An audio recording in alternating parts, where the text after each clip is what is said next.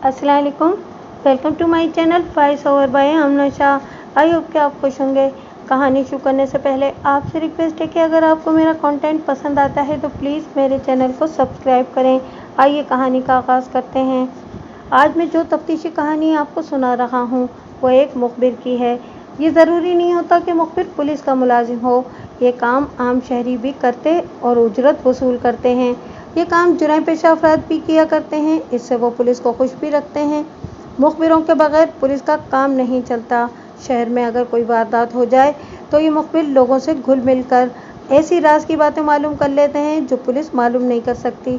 औरतें भी मुखबिरी करती हैं, बल्कि कामयाब मुखबिरी औरतों ही की होती है। जिस मुखबिर का मैं जिक्र कर रहा हूँ वो 15 साल तक पुलिस के साथ रह चुका है और काम कर चुका है। एक दिन उसने मुझे ये कत्ल की तफ्तीशी कहानी सुनाई जो कि शायद इसकी मदद के बगैर हल नहीं हो पाता। ये मशरकी पंजाब भारत के एक कस्बे की वारदात है। आपको इस मुखबिर की ज़बानी सुनाता हूँ। एक कम 40 साल गुजर गए हैं। मैं इस वक्त तक 6 वारदातों में पुलिस के लिए मुखबिरी कर चुका था और इस काम का बहुत तजर्बा हो गया था। मेरा ज़रिया माश तो कुछ और था जो बाइज्जत था। मुखबिरी से भी काफ़ी पैसे मिल जाते थे। मैंने कस्बे की 2 औरतों को अपने काम का ज़रिया बना रखा था जो ज़मीन के नीचे से भी भेद निकाल लाती थीं। हर कुमाश के लोगों के साथ मेरा ताल्लुक़ था। खुदा ने मुझे जालसाजी का वस्फ़ अता किया था।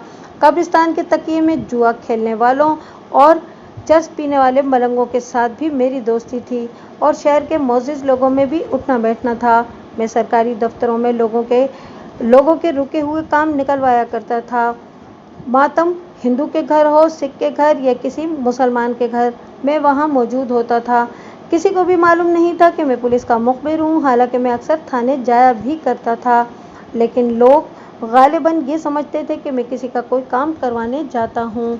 एक सुबह इतला मिली कि शहर जो दरमियाना सा कस्बा था के बाहर खेतों में एक जवान आदमी की लाश मिली है जिसे चाकुओं से कत्ल किया गया है। जिसके कान में ये खबर पड़ी वो खेतों की तरफ दौड़ता गया। मैं भी गया। रास्ते में किसी ने बताया कि शफीक कत्ल हो गया है। मैं वहाँ पहुँचा तो पुलिस भी आ गई।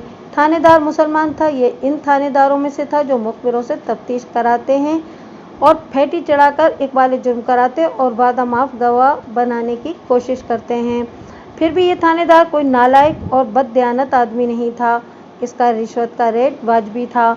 गरीब आदमी जो दे दे ले लेता था। अमीर आदमी को अपना भाव खुद बताया करता था, लेकिन कत्ल, डकैती, नकबजनी की वारदातों में मुहतात हो जाता था।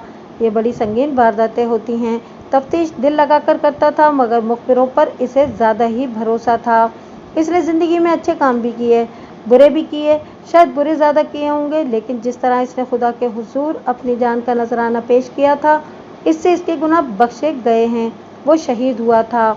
इसे शहादत इस तरह नसीब हुई कि अगस्त 1947 में पाकिस्तान बना तो हिंदुओं और सिखों ने मुसलमानों का कत्लेआम शुरू कर दिया। मुसलमानों की मस्तूरात अगवा की, लूटमार की और घर जलाए। इस थानेदार का गांव जब काफिरों की जद में आया तो वो गांव में मौजूद था। वो अपने ख़ानदान को पाकिस्तान ले जाने के लिए गया था, मगर हमला हो गया। इसके पास पिस्टल था। गांव में 2 शिकारी बंदूकें थीं। इसने मोर्चा बांध लिया और गांव के मुसलमानों की कमान संभाल ली। कहते हैं कि इसने बहुत मुकाबला किया।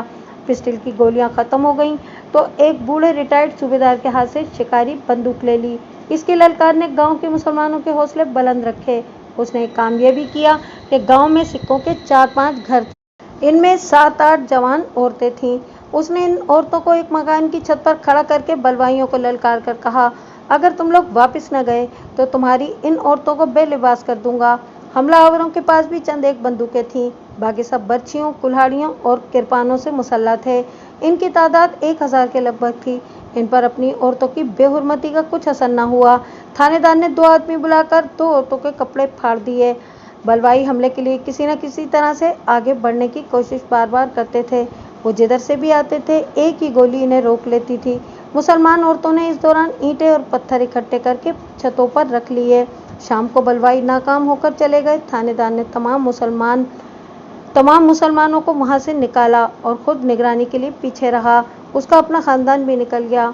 वो खुद ये देखकर कि गांव में कोई मुसलमान नहीं रह गया जाने ही वाला था कि गांव के 3 सिखों ने उसे घेर लिया और उसके जिस्म का कीमा कीमा कर दिया। उसके गांव के तमाम अफराद, जिनमें जवान लड़कियां भी थीं, बखैरियत लेकिन बड़ी दुश्वारी से पाकिस्तान पहुंच गए थे।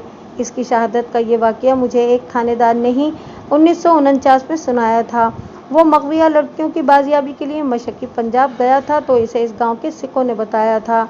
इससे 11 साल पहले का वाक़या है, जब मेरे कस्बे के बाहर आफाक नाम का एक जवान आदमी कत्ल हो गया। उस वक्त ये थानेदार वहाँ SHO था। वो अपने हेड कांस्टेबल और कांस्टेबलों के साथ मौका वारदात पर पहुंचा। मैं भी गया। लाश औंधे मुंह पड़ी थी। तमाशाई दूर खड़े थे। मकतूल के अजीज और रिश्तेदार थाड़े मार मार कर रो रहे थे।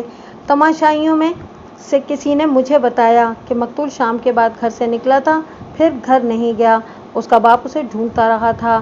थानेदार को देखकर मैं आगे चला गया। हम दोनों ने एक दूसरे को देखा। थानेदार ने मुझे आंख से इशारा किया, जिसका मतलब ये था कि मैं मुखबिरी शुरू कर दूं।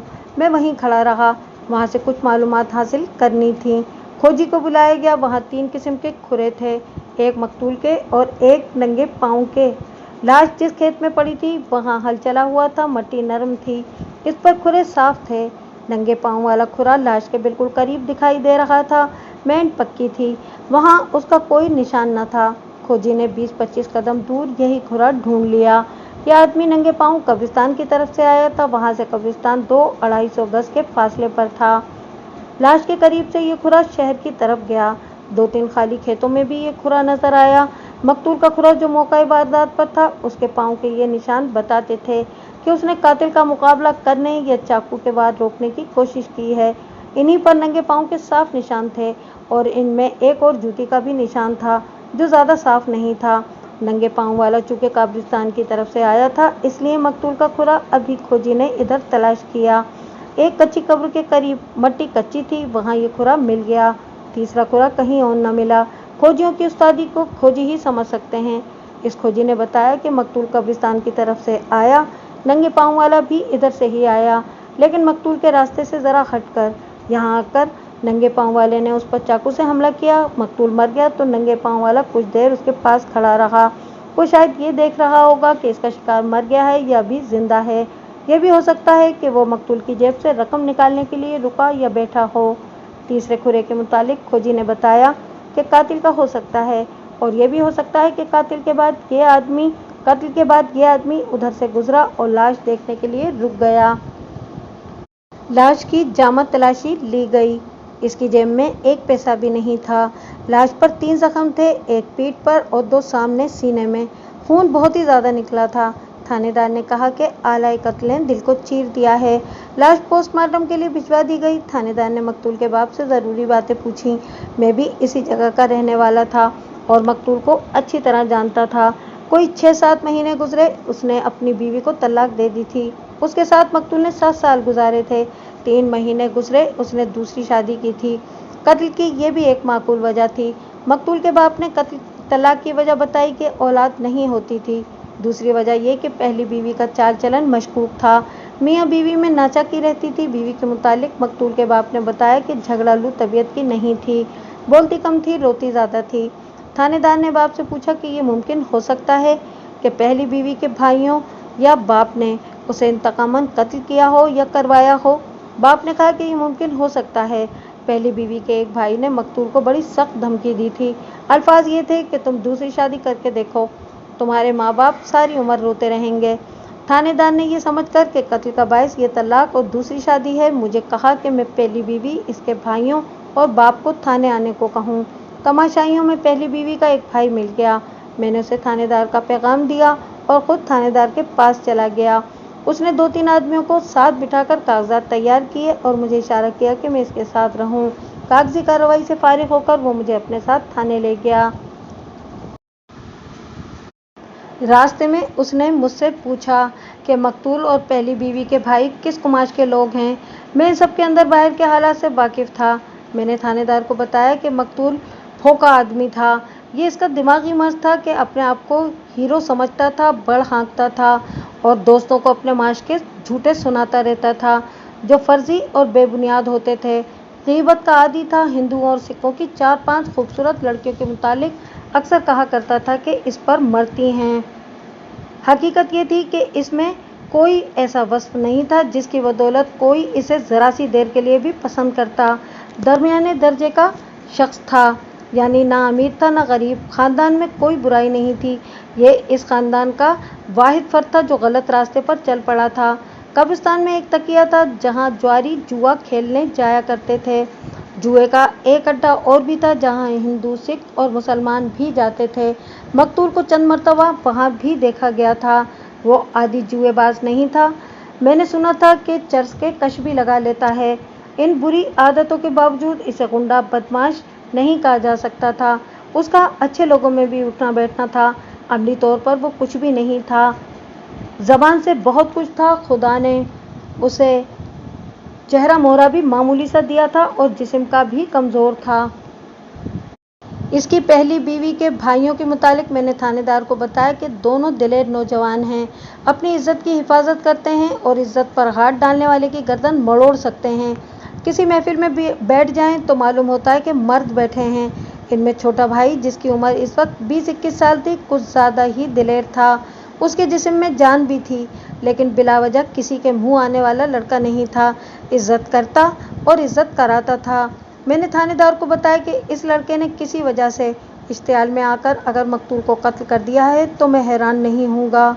मैंने थानेदार को अपनी राय देते हुए कहा, मकतूल की ज़ुबान उसके काबू में नहीं थी। वो बकवासी आदमी था। उसने अपनी पहली बीवी को औलाद न होने की वजह से और बदचलनी के शुबे में तलाक दी है।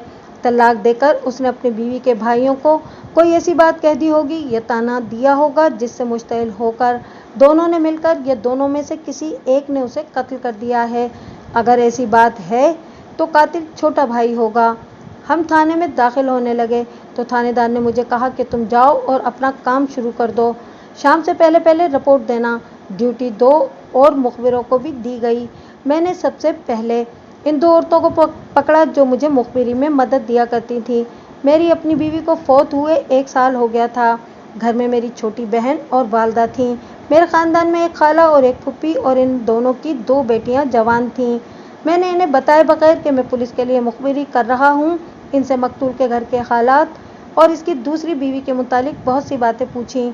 इन तमाम औरतों का मकतूल के घर आना जाना था और आप जानते हैं कि औरतों की नज़र बड़ी गहरी होती है, दूसरों के ऐब फ़ौरन देख लेती हैं और इनकी राय उमूमन गलत नहीं होती। मेरे ख़ानदान की इन औरतों ने जो बातें बताईं वो गौर के काबिल थीं। मैं इनमें से आपको मुख्तसर सी बातें सुनाता हूँ। मकतूल की दूसरी बीवी नौजवान थी और शोबाज। आप समझते होंगे कि शोबाज किसे कहते हैं।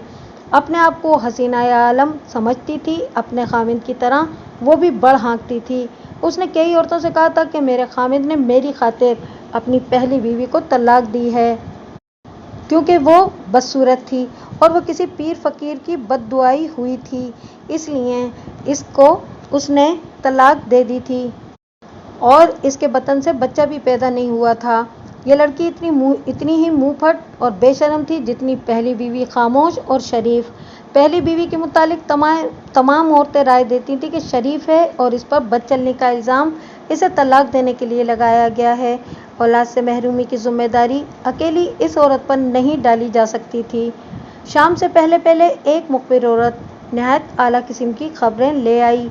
एक ये कि इसके घर शादी के मौके पर पहली और दूसरी बीवी आमने सामने आ गईं। ये कत्ल से 7-8 रोज़ पहले का वाक़या है। इन दोनों में टकराव हो गया। दूसरी बीवी ने पहली बीवी को बड़े ही ज़लील ताने दिए और इसके ख़ानदान तक को बुरा भला कहा। दूसरी बीवी गुस्से में ये कहती हुई शादी से चली गई कि मैं अपने भाइयों को बताऊंगी कि मेरा साबिक़ा खामिद मुझे और मेरे ख़ानदान को रुस्वा करता फिर रहा है और इसकी दूसरी बीवी ने मेरी बेइज्जती की है।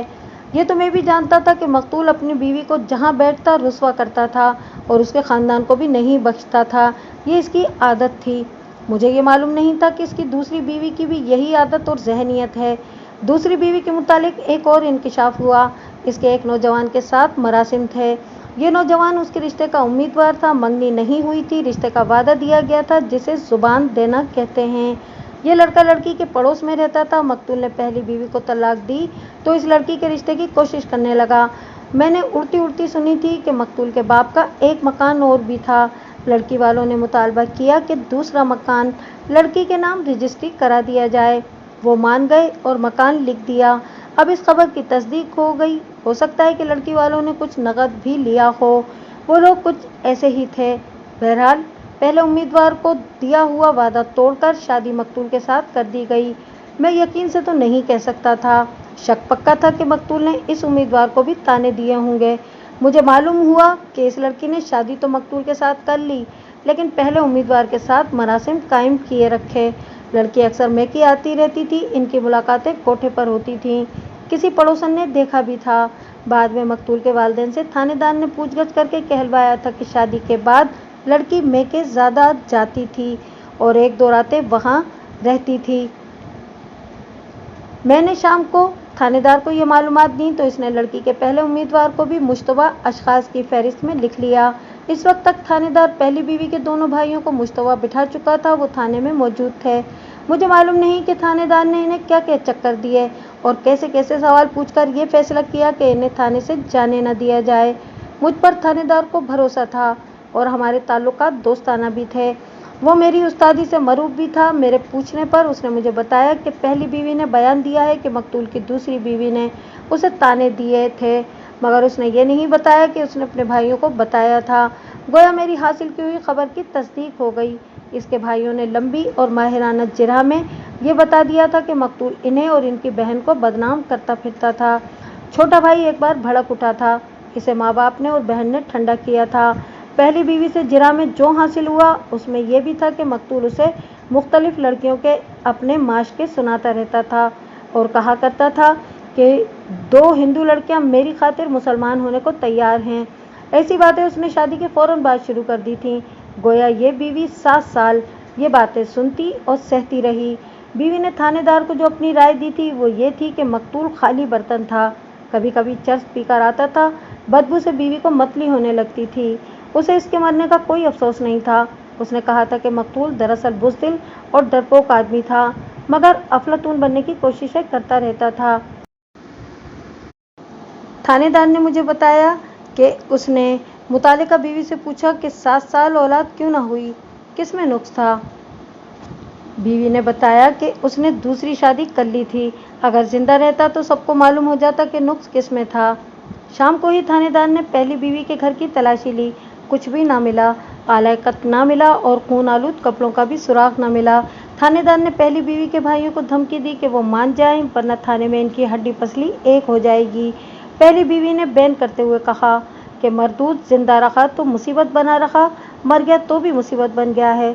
मगर पुलिस पर इसकी फरियादों और आहोजारी का कुछ असर नहीं था। पोस्टमार्टम हो गया था। आला कत्ल आम किस्म का चाकू लिखा गया था। मरने का वक्त रात 9 बजे से ज़रा पहले या ज़रा बाद लिखा गया। यह भी लिखा था कि मकतूल खाना खाकर मरा है। उसके बाप ने यही बताया था कि खाना खाने के कुछ देर बाद घर से निकला था और फिर वापस नहीं आया। थानेदार को इतनी जल्दी मुश्तबा अशखास मिलने लगे तो उम्मीद बन गई कि कातिल जल्दी मिल जाएगा।